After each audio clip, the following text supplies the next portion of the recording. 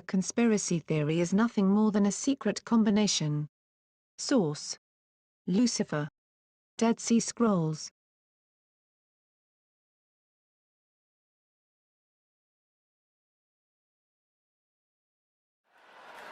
But there's a reason. There's a reason.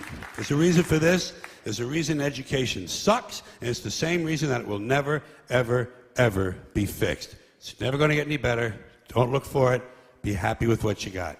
Because the owners of this country don't want that. I'm talking about the real owners now. The real owners, the big wealthy business interests that control things and make all the important decisions. Forget the politicians. The politicians are put there to give you the idea that you have freedom of choice. You don't. You have no choice. You have owners. They own you. They own everything. They own all the important land. They own and control the corporations. They've long since bought and paid for the Senate, the Congress, the state houses, the city halls. They got the judges in their back pockets. And they own all the big media companies, so they control just about all of the news and information you get to hear. They got you by the balls. They spend billions of dollars every year lobbying to get what they want. Well, we know what they want. They want more for themselves and less for everybody else. But I'll tell you what they don't want. They don't want a population of citizens capable of critical thinking. They don't want well-informed, well-educated people capable of critical thinking. They're not interested in that. That doesn't help them. That's against their interest. That's right. They don't want people who are smart enough to sit around the kitchen table and figure out how badly they're getting fucked by a system that threw them overboard 30 fucking years ago. They don't want that. You know what they want? They want obedient workers. Obedient workers. People who are just smart enough to run the machines and do the paperwork and just dumb enough to passively accept all these increasingly shittier jobs with the lower pay, the longer hours, the reduced benefits, the end of overtime, and the vanishing pension that disappears the minute you go to collect it. And now they're coming for your Social Security money. They want your fucking retirement money. They want it back so they can give it to their criminal friends on Wall Street. And you know something? They'll get it. They'll get it all from you sooner or later because they own this fucking place. It's a big club, and you ain't in it. You and I are not in the big club. And by the way, it's the same big club they use to beat you over the head with all day long when they tell you what to believe. All day long, beating you over the head in their media, telling you what to believe, what to think, and what to buy. The table is tilted, folks. The game is rigged. And nobody seems to notice. Nobody seems to care. Good, honest, hard-working people, white collar, blue collar, doesn't matter what color shirt you have on. Good, honest, hard-working people continue. These are people of modest means. Continue to elect these rich cocksuckers who don't give a fuck about them. They don't give a fuck about you. They don't give a fuck about you. They don't care about you at all. At all. At all. Yeah. You know? And nobody seems to notice, nobody seems to care. That's what the owners count on, the fact that Americans will probably remain willfully ignorant of the big red, white, and blue dick that's being jammed up their assholes every day. Because the owners of this country know the truth. It's called the American dream, because you have to be asleep to believe it. Power corrupts, and absolute power corrupts absolutely. This is Aaron Russo, a filmmaker and former politician. To his left is Nicholas Rockefeller of the infamous Rockefeller banking and business dynasty. After maintaining a close friendship with Nicholas Rockefeller, Aaron eventually ended the relationship, appalled by what he had learned about the Rockefellers and their ambitions. I got a call one day from an attorney woman I knew, and she said, "Would you like to meet one of the Rockefellers?" I said, "Sure, I'd love to." And we became friends, and he began to divulge a lot of things to me. So he said to me one night, he said that there's going to be an event there, and out of that event, you're going to see we're going to go into Afghanistan, so we can run pipelines from the Caspian Sea. We're going to go into Iraq to take the oil and establish a base in the Middle East, and we're going to go into Venezuela and try and get rid of Chavez. And the first two they've accomplished. Chavez they didn't accomplish. And he said you're going to see guys going into caves looking for looking for people that they're never going to find. You know, he was laughing about the fact that you have this war on terror. There's no real enemy. He's talking about how by having this war on terror, you can never win it because it's an eternal war. And so you can always keep taking people's liberties away. And I said, how are you going to convince people that this war is real? He said, but the media. The media can convince everybody it's real. I mean, you know, it's just that you keep talking about things. You keep saying it over and over and over again, and eventually people believe it. You know, you created the Federal Reserve in 1913 through lies. You create 9/11, which is another lie. Through 9/11, then you're fighting a war on terror, and now all of a sudden you go into Iraq, which was another lie, and now they're going to do Iran. You know, and it's all one thing leading to another, leading to another, leading to another. Now, I would say that, what are you doing this for? What's the point of this thing? You have all the money in the world you ever want. You have all the power. I said, you know, you're hurting people. It's not a good thing. And he would say, what do you care about the people for? Take care of yourself and you take care of your family. And then I said to him, what are the ultimate goals here? He said, the ultimate goal is to get everybody in this world chipped with the RFID chip and have all money be on those chips and everything on those chips. And if anybody wants to protest what we do or violate what we want, we just turn off their chip. That's right, microchipped. In family, who are really pioneers in a brave new world. They have volunteered to be the first ever to have microchip identification devices implanted into their body. After 9/11, I was really concerned with the security of my family. I wouldn't mind having something planted permanently in my arm that would identify me. In the end, everybody will be locked into a monitored control grid where every single action you perform is documented. And if you get out of line, they can just turn off your chip, for at that point in time, every single aspect of society will revolve around interactions with the chips. This is the picture that is painted for the future if you open your eyes to see it. A centralized one-world economy where everyone's moves and everyone's transactions are tracked and monitored, all rights removed. The most incredible aspect of all. Passages of Scripture should guide our public policy. Should we go with Leviticus, which suggests slavery is okay? Or we could go with Deuteronomy, which suggests stoning your child if he strays from the faith?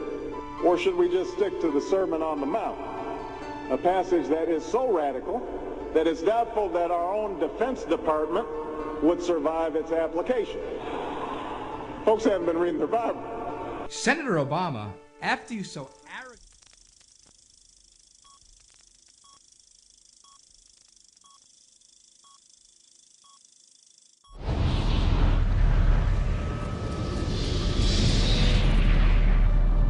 The Secret Covenant.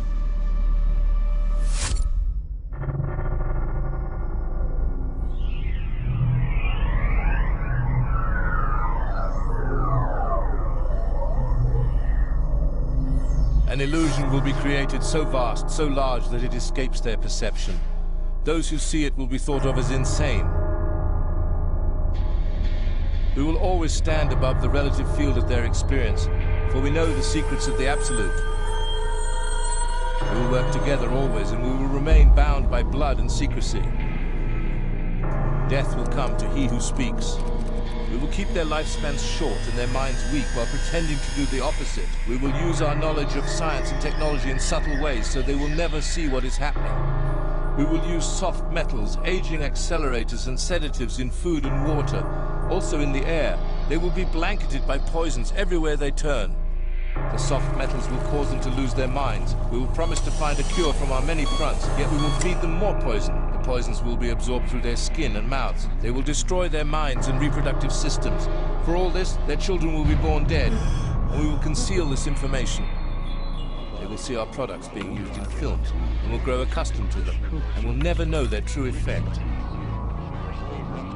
When they give birth, we will inject poisons into the blood of their children and convince them that it's for their health. We will start early on, when their minds are young. We will target their children with what children love most, sweet things. When their teeth decay, we will fill them with metals that will kill their minds and steal their future. When their ability to learn has been affected, we will create medicines that will make them sicker and cause other diseases for which we will create yet more medicine. We will render them docile and weak, so they succumb to us and our power. They will grow depressed, slow, and obese. And when they come to us for help, we will give them more poison. We will focus their attention towards money and material goods, so that they may never connect with their inner self.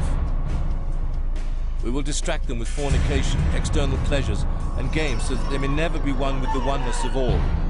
Their minds will belong to us, and they will do as we say. If they refuse, we shall find ways to implement mind-altering technology into their lives. We will use fear as our weapon. We will establish their governments and establish opposites within. We will own both sides. We will always hide our objective, but carry out our plan. They will perform the labor for us, and we shall prosper from their toil. Our families will never mix with theirs. Our blood must be pure, always, for it is the way. We will keep them separated from the oneness by dogma and religion. We will control all aspects of their lives. We will make them kill each other when it suits us, and tell them what to think and how. We will guide them kindly and gently, letting them think they are guiding themselves.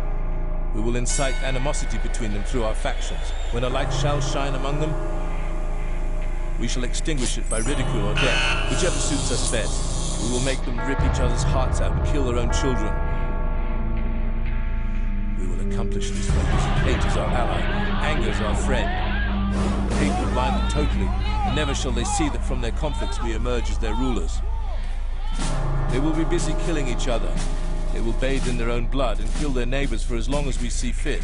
We will benefit greatly from this, for they will not see us, for they cannot see us. We will continue to prosper from their wars and their deaths. We shall repeat this over and over until our ultimate goal is accomplished. We will continue to make them live in fear and anger through images and sounds. We will use all the tools we have to accomplish this.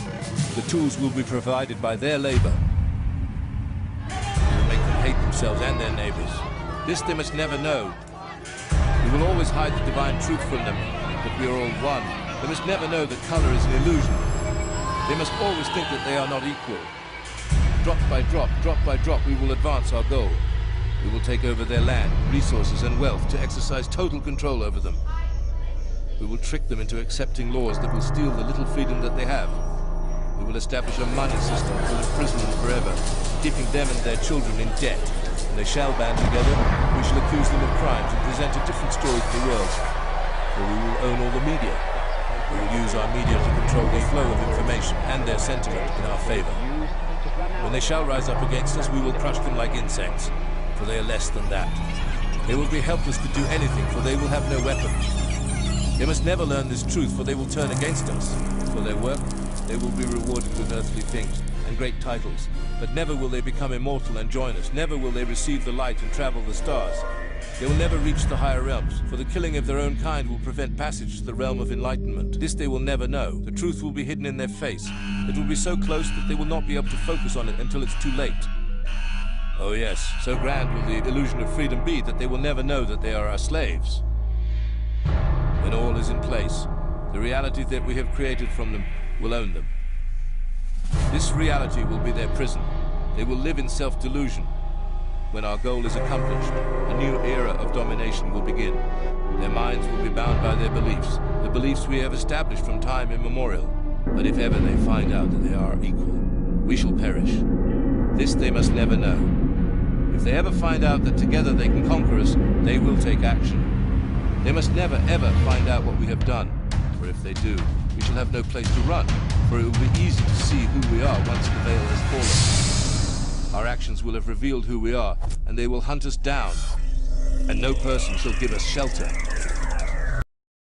We can never tell anyone that the Earth is flat because of NASA's Project Bluebeam.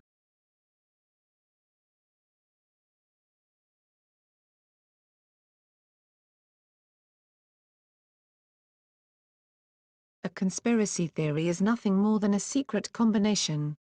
Source: Lucifer. Dead Sea Scrolls.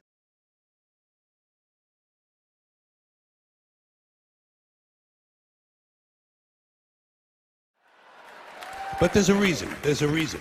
There's a reason for this. There's a reason education sucks, and it's the same reason that it will never, ever, ever be fixed. It's never going to get any better. Don't look for it. Be happy with what you got. Because the owners of this country don't want that. I'm talking about the real owners now. The real owners, the big wealthy business interests that control things and make all the important decisions. Forget the politicians. The politicians are put there to give you the idea that you have freedom of choice. You don't. You have no choice. You have owners. They own you. They own everything. They own all the important land. They own and control the corporations. They've long since bought and paid for the Senate, the Congress, the state houses, the city halls. They got the judges in their back pockets. And they own all the big media companies, so they control just about all of the news and information you get to hear. They got you by the balls. They spend billions of dollars every year lobbying to get what they want. Well, we know what they want. They want more for themselves and less for everybody else. But I'll tell you what they don't want. They don't want a population of citizens capable of critical thinking. They don't want well-informed, well-educated people capable of critical thinking. They're not interested in that. That doesn't help them. That's against their interest. That's right. They don't want people who are smart enough to sit around